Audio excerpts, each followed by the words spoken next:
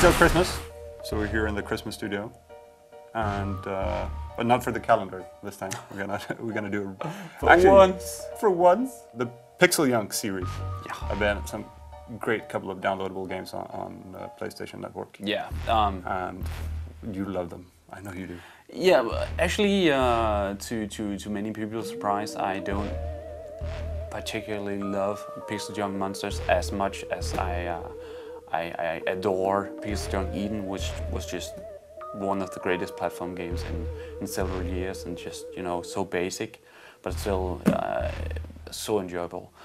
So yeah, I've been looking really much forward to a PixelJunk shooter, because shooters and shmoops in general is just like... You said schmoops. Yeah, shoot 'em ups. It's like geek talk. No, but it's like one of my favorite genres that doesn't see a lot of games today.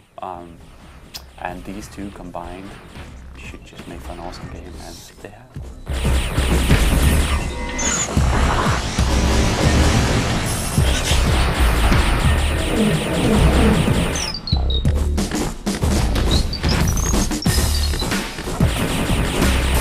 So PixelJunk shooter, the basic premise of the game. Well, it sounds so much more difficult when I try to explain it than it actually is, but it's like a physics puzzle shooter thingy majigger.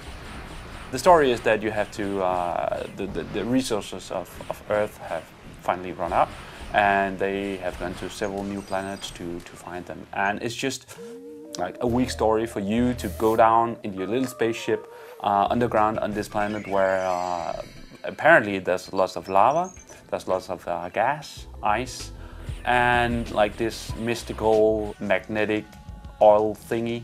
And when you combine them all, you have potential for some really, really clever puzzles. Like what? For instance, the first world is lava and water. And the deadliest enemy for your little ship is actually heat.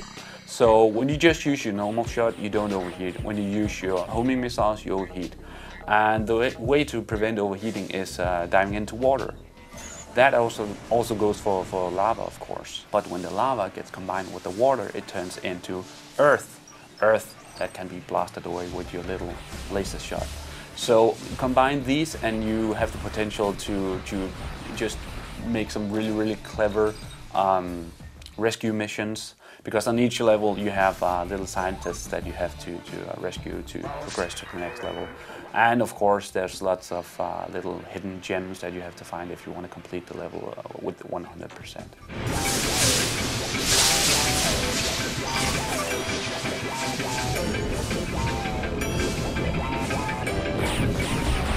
You mentioned that it's a physics-based shooter.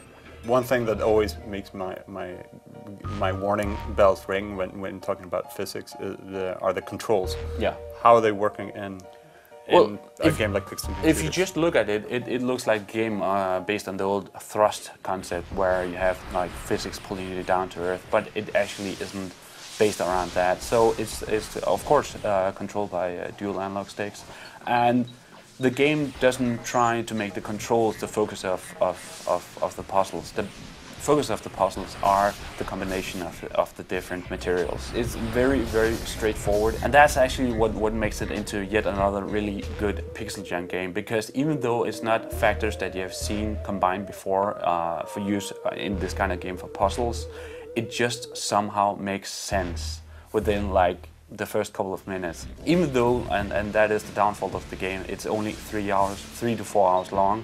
In no way or shape was I ever stuck on a puzzle for more than a couple of minutes, and the solution is always really clever and depends more on your skills with the controller than it necessarily does on your computing power.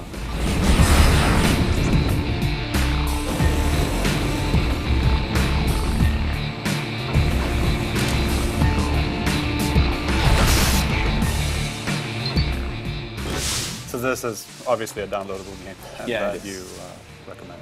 Yeah. You've been talking about this game for ages in the office. So. And I love it. And I mean, it's the sort of game that seriously we should just see a lot more of. And I would say the same for the previous games from the company. I fully expect there to be a mission pack at some point of time, because like 3 worlds and 4 hours of gameplay really isn't enough.